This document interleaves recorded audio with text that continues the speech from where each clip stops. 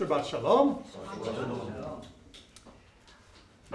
Every now and then our spouses can get us into a lot of trouble. Sometimes they'll also get us out of trouble. And we see the former in this week's Torah portion at the very, very end of the story of Jacob and Lavan. Quick refresher for those of you that maybe haven't quite caught up on your Torah reading this week. Jacob had fled from his home because of his issues with his brother Esau and the cheating of his father, and ends up in the house of Lavan. There in the house of Lavan, he wants to marry the beautiful Rachel, the love of his life. Lavan says, fine, work for 7 years and she's yours. He works for 7 years, the marriage comes and the dawn arises, and lo and behold, someone had swapped daughters and now he is married to Leah. This is, by the way, where the Jewish tradition of having a bedekin, where you check the bride before lowering the veil so that we don't get tricked again. We learn from the errors of our ancestors. He then marries Rachel a week later, works another 7 years. Lavan then says, well, you could do some other jobs for me. Be a shepherd for me. And he continues to change how Jacob is being paid. Finally, Jacob is able to get the better of Lavan, build up his own flock, but he realizes that he's never going to get out of here without a fight. And so he does what he's always done, leaves without telling anyone. He grabs his wife, grabs his family, grabs the sheep, and make for home. Lavan chases them down. So where is the spousal trouble in all of this? Well, Jacob was very careful throughout all of this procedure to make sure that anything that he had gained while living in Lavan's house would be free and clear, that nothing would be owed to this thief that he called father-in-law. That's why he made sure that Lavan's flocks were 3 days away from his own, so that as his own flocks flourished, no one could claim that he was stealing sheep from Lavan to pad out his own flock. But his wife Rachel, when leaving her father's house, takes her father's tariff. Not tariff, that's another word that we're all learning in our economic class recently. No, this is a tariff, or we often hear it in the plural, teraphim. Now, what is this item that she has stolen from her father? Why did she steal it from her father? And why, when Lavan shows up to accost Jacob, who doesn't make it home before Lavan and his forces reach him, why is Lavan so angry about this and demanding its return, which almost ends up with Rachel in very hot water as she hides it by sitting on it and only narrowly escapes having it discovered? Well, a tariff is a tricky word. There are some that translate it as an idol, that she had stolen her father's idol. Well, that's certainly understandable. Most of the world were idol worshippers, and Rachel might have stolen his idols to prevent him from continuing to live with idolatry, as she had now learned from living with her husband for a couple decades the truth about monotheism and would only be worshiping Adonai from now on. So maybe this was her gentle way of hiding the cigarettes to keep her father from continuing in his ways. The problem with that translation, beautiful as that interpretation is that David also has a tariff.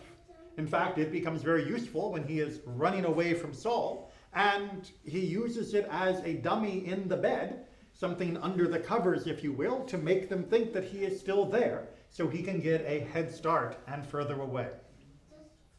So it's quite likely not an idol, because David having an idol does not quite fit the Tanakh's description of that king.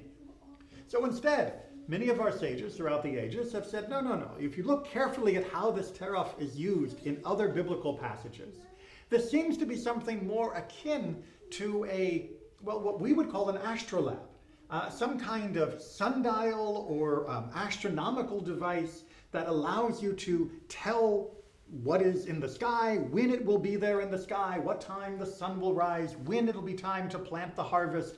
That this was an ancient astronomical computer, if you will, and that you would be well advised to have one. They were often big and impressive, sometimes very ornamental, as we know from astrolabes made from more recent history, and this is most likely what the object was. Along this line of arguing, Rachel was trying to take it because she didn't want her father to use it as a compass, as a timekeeping measure in order to delay his search against them. That if he couldn't find it, perhaps he wouldn't be able to use its techniques for locating the direction he needed to go to head them off at the pass. Unfortunately, he still did. But why would this be confused with an idol, say our sages? Why would it be that this item of mundane usage, but perhaps of impressive appearance, would be considered godlike by some people in some passages in the Tanakh? Well, I think most of us, living now with a godlike level of technology in our own hands, perhaps even in your own pockets, can begin to understand the temptation that the ancients would have felt. Here was a device that, when you manipulated it just so, would not only tell you what time it was, would tell you when the stars would appear, would tell you when the rains would be favorable and when the rains would be unfavorable. It was a device that seemed to have prophetic powers. It seemed to be speaking on behalf of the gods. That's the kind of thing that can easily tempt a person into worship. Now, in the modern world, we may not worship our devices, we may not worship our technology, but I do think that sometimes we come close to a level of adoration that is unhealthy. Bowing and scraping before our devices. You'll note many people will sit in prayer while they are using them.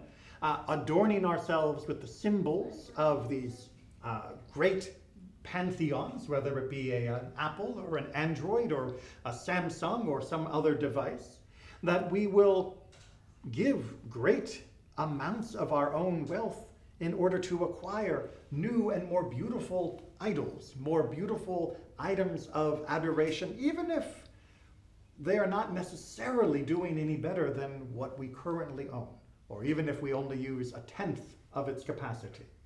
And we will treat them as though they are oracular, as though they are able to predict the future.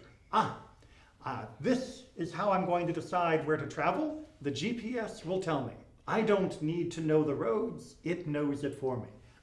I will write my mail thanks to AI. I don't need to know what to say, AI can say it for me. I can have the computer tell me what to cook, what recipe to use based off the ingredients in my fridge. I don't need to allow that. I don't need to go through that process myself. We are giving up much of ourselves, imagining that we are receiving semi-divine guidance in exchange. In fact, we are giving up too much of ourselves.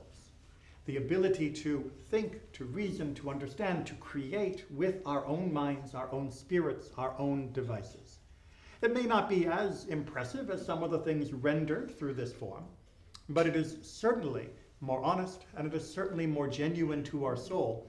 And time again, we will find that the product of our own labor will be dearer to our hearts than the product of labor that was gained through one of these other false gods. So, they have their place. They are wonderful and can do much. But make sure that you recognize that they are not godlike. They are not superior to you. You are the true miracle. They are merely an accessory. Shabbat Shalom.